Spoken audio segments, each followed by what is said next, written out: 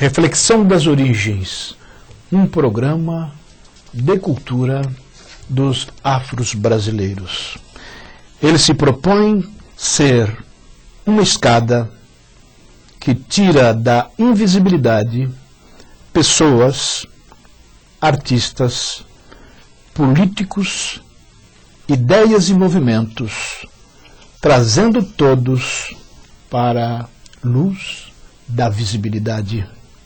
Estamos conversando com Oswaldo Faustino, jornalista, escritor, dramaturgo e estudioso da cultura afro-brasileira.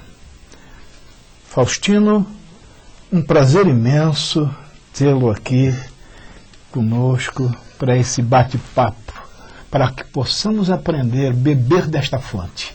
Isso é muito bom. Eu vinha no caminho pensando o seguinte, né? Depois de entrevistar o Lizar uma infinidade de vezes na minha vida, agora chegou a vez da gente trocar de lugar, né? Eu estou achando muito divertido isso. Isso é muito bom. Eu me lembro, inclusive, 1980,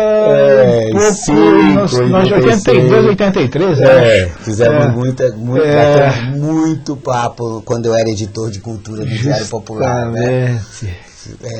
Era a sua presença lá na nossa redação era constante, a gente estava sempre aí acompanhando tudo que estava naquele momento de efervescência, né? Era um momento muito forte. Foi um momento maravilhoso, né? Eu acho que as pessoas estavam até nos pontos estratégicos, então foi muito fácil a gente pegar essa luta que estava tão embaixo, né, tão clandestina, e transformá-la num outdoor, né?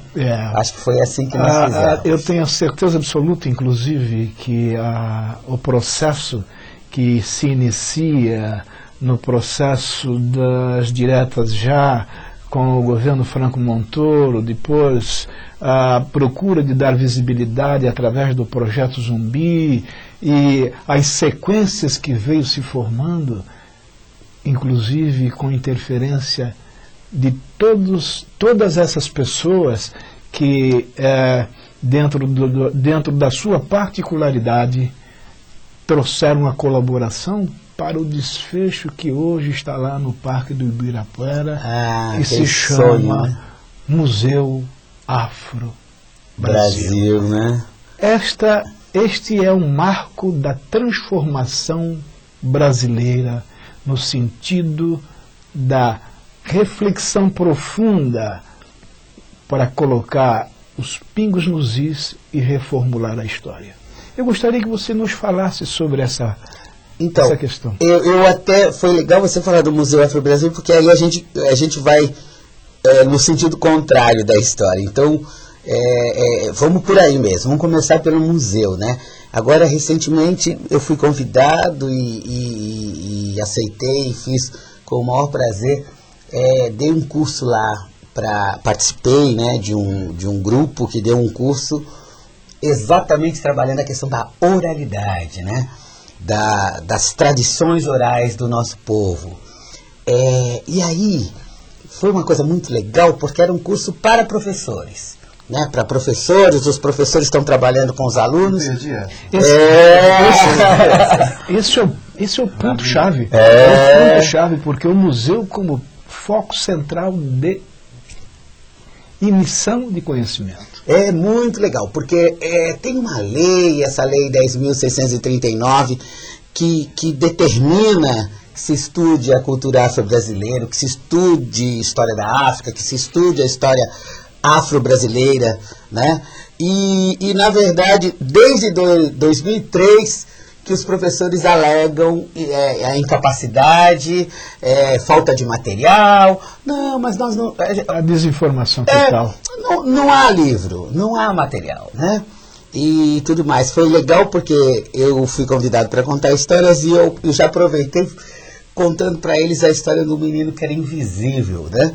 O menino que olhava no espelho não se enxergava, e procurava, e não estava no espelho, e ele queria ser visto, e ele dizia, mãe, eu preciso ser visto, eu quero me ver. Preciso me materializar.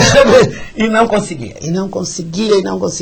E a mãe dizia assim, sabe, meu filho, você não se vê no espelho por uma questão muito simples, você é ninguém. Você precisa ser alguém. Você precisa ser alguém. E ele falou, mãe, como é que você é alguém? Ela fala, é fácil, para ser alguém, e isso nós já ouvimos muito, para ser alguém precisa estudar, precisa ir para a escola. Só que ele chega na escola e olha no espelho escolar e ele não está lá também. Ele não está no livro de matemática, o livro de história não conta a sua história, o livro de língua pátria não fala a sua língua, e como é que ele vai se enxergar no espelho da educação? A invisibilidade é total. Também não está lá. A professora não o enxergava. A professora acariciava um, beijava o outro, dava nota boa para aquele, tomava a lição do outro, mas ele nem estava lá. E aí, a maior tragédia é que esse menino, exatamente no dia em que deixou de ser criança e se tornou adolescente, ele deixou de ser invisível como num passe de mágica.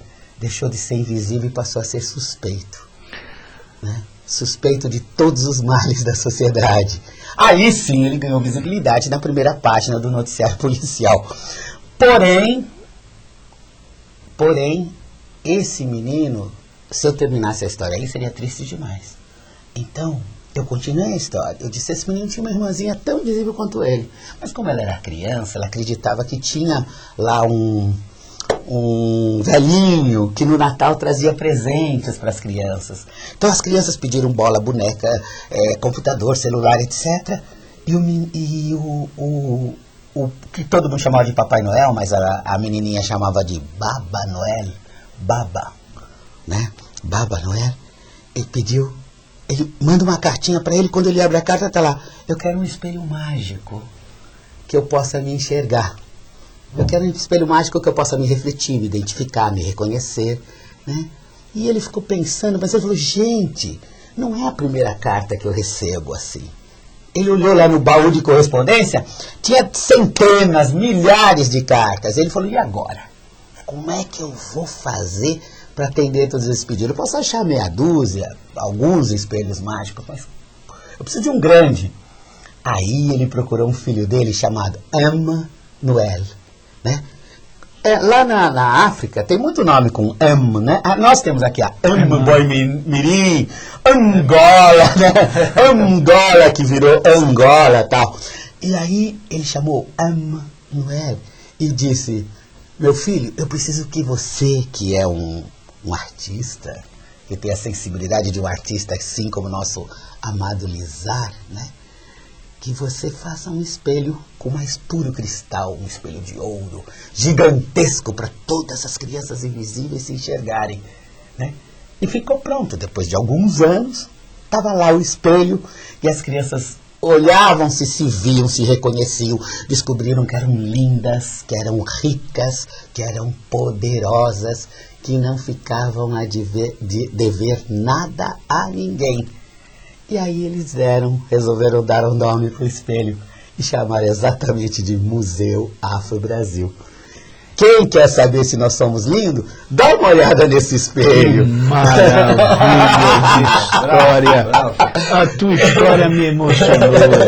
Muito bonita história. Que maravilha, que maravilha. Eu começo o curso dizendo isso e a partir daí nós fomos trabalhando a oralidade. Então, meu querido. Bom, Lizar, deixa eu só te explicar uma coisa, porque também pode pintar uma dúvida, né?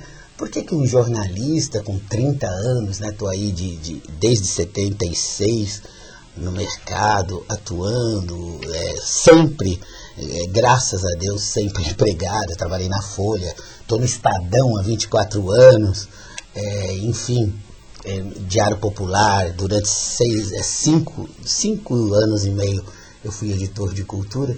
Como é que esse cara, de repente, resolve contar histórias para crianças, né, e para professores? Eu cansei um pouquinho, né, de ficar dependendo só. Quer dizer, a mídia me ajuda a sobreviver, né? O trabalho me ajuda a sobreviver. mas eu cheguei à conclusão de que eu tinha que escrever histórias para crianças. Eu escrevi, junto com Haroldo Macedo, um livro chamado Luana, a menina que fez o Brasil Neném, que viu o Brasil Neném. Agora escrevi um outro, Luana e as Sementes de Zumbi, e agora temos aí um que é Luana, Capoeira e Liberdade. Enfim, né? Queremos falar para crianças. Nós queremos que as nossas crianças se enxerguem já na infância, se amem, porque para uma pessoa que se ama, se identifica, se reconhece, dificilmente ela deixará de ser um cidadão, né?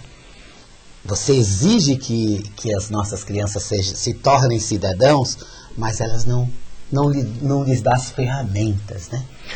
Então a gente quer dar as ferramentas. O grande erro deste processo que está aí, justamente foi nunca se preocuparem com aqueles que poderiam transformar as pessoas, principalmente os afros brasileiros, que estavam destituídos da sua história.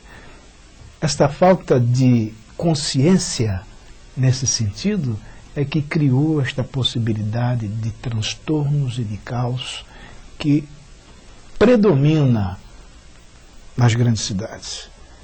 Esse trabalho proposto pelo meu amigo Oswaldo, eu não tenho dúvida nenhuma que vai começar a jogar sementes boas nesta terra tão necessitada. E eu não tenho dúvida nenhuma que deverá frutificar, sim, porque a capacidade desses autores é muito grande. Muito obrigado. Parabéns, meu caro muito obrigado, muito obrigado. Agora, o mais importante é a gente entender que a gente não inventou a roda, não estou fazendo nada de novo, porque isso é a tradição do nosso povo. Contar histórias para os filhos, é exatamente o que nos liga ao nosso passado, o que nos liga à nossa ancestralidade. Então, eu estou fazendo isso com prazer sem tamanho, né? Nos direciona também, né? O futuro, né? Mas não tenha dúvida. Tem uma cultura muito rudimentar na África chamada Dogon, e eles dizem exatamente isso. Eu trago dentro de mim toda a minha ancestralidade e toda a minha descendência. Eu sou apenas um instante dessa história. Então, se está dentro de mim, eu tenho um compromisso com ela. Quer com os meus antepassados, quer com os meus descendentes. Nós iremos para um comercial e voltaremos em alguns segundos. Aguardem.